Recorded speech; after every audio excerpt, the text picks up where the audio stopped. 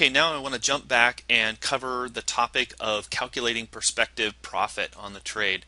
Now to do that, what I want to do is I want to go back to the position we were originally looking at, which is the 66 April-March calendar spread, which we're looking at putting on for about $1.09.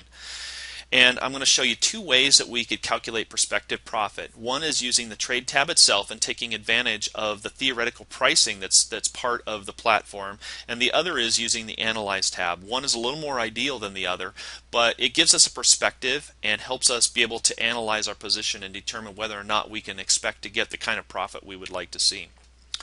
So what I'm going to do is I'm going to change my spread type to a calendar.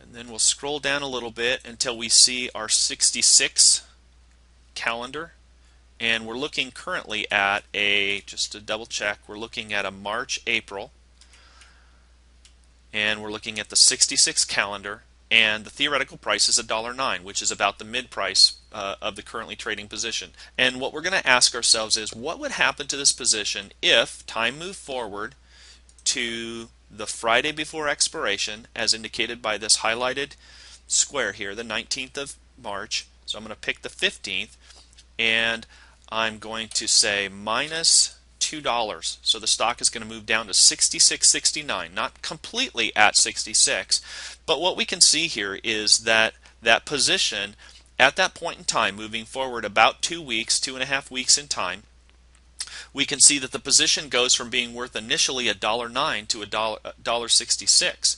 So what is that? That's about a 57-cent profit. We're looking at about a 50% profit on this position. And so you have to ask yourself, okay, so this position has a certain probability of success, and we think it could make about a 50% return on my investment. Is that a good decision? Well, for me, that's probably a good choice. But that's just one way to calculate the position. But to me, this is just a quick thumbnail calculation that we can do to evaluate the position and determine whether it even has a chance of being worth something for us. The other way I want to look at is to actually use the Analyze tab. Now, we were looking at the Analyze tab earlier in terms of our portfolio, the entire portfolio. Now what I want to do is go to a single symbol. I want to look at the EWZ. And in fact, what I'm going to do is I'm going to delete all my simulated trades on the EWZ. I'm going to switch back over to the Trade tab, right mouse click, Analyze Duplicate Trade, and now we go back over to that position. I want to, instead of showing all, because I have positions currently on this EWZ ETF, I'm going to hide my positions and just show the simulation. And we see the beautiful risk graph of the calendar spread. And we can see that, of course, the maximum profitability will be right at that $66 point. That wouldn't be too surprising. And we can see that the potential profit on that for one contract is going to be about 140, I'm guesstimating about $140, which would be about $1.40 profit on that initial position that costs us about 109. So that's like better than 100% return on our investment. That's kind of the ideal, and while it does happen occasionally, it doesn't happen all the time. So the next thing I want to do is look at some other probabilities. Now the slices are already set up approximately where I wanted to view them, and I'm going to ask myself, okay, I was looking at making potentially about a $50 return on that stock. So if I slide this to where it intersects with this position, somewhere around $50, I can see that my range of profit is currently between $63.92, almost $64, and $68. So we can say, well, we have a range of profit here between about $4 is what we're looking at. So this thing could move anywhere between $63.92 and $68, and we'd still be making a pretty decent profit on this position. And if we look at our break-even point, we go all the way out to $69.90. and we go all the way down to about 62.55, and so our total range of profitability is somewhere around $7 that we can move, and this stock would still make some kind of money to breaking even. So you can see that this position has a fair amount of tolerance for risk, or tolerance for being wrong and still making some kind of money, and that's one of the things I like about this position. Finally, let's shift our focus to calculating or knowing when to exit and roll the position. This is going to be a little bit of a simpler discussion because I'm going to boil it down into some basic trading rules that I follow, and you can craft your own, but ultimately there are some basic rules of thumb that we can follow. So let's switch back over to the trade tab a second and just use this current trade that we've been talking about as a basis for discussion. Now, this is a 1-month calendar spread. So let me just start by discussing when to close this position in a 1-month calendar spread.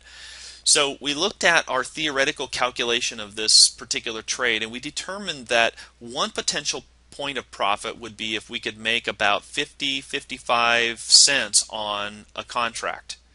And that's a pretty decent return. That's about a 50% return. 50 or 60% return isn't a bad target on a calendar spread. So one of the things that we could do is we could set an exit point that would say, well, when we reach a point where we stand to make 60% return on our investment, then we will simply exit the position. So let me just do a quick calculation here. So I'm going to say if I put this trade on for $1.09, and what is a 60% return on this investment, that would mean that when I could sell this trade back for $1.74, that would be about a 60% return on investment. So we could use that as an actual exit price. It's a fixed absolute amount that we could put in as a limit order on this particular position.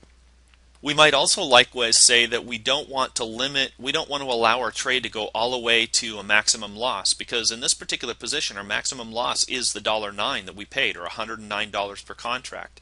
And we might decide that we don't want to allow that to go all the way to expiration and face the maximum loss if we were wrong. So we might do something like limit the loss to 50% loss on the position as well. So we would say, okay, well, if I stand to lose half of the $1.09, then I'm going to exit.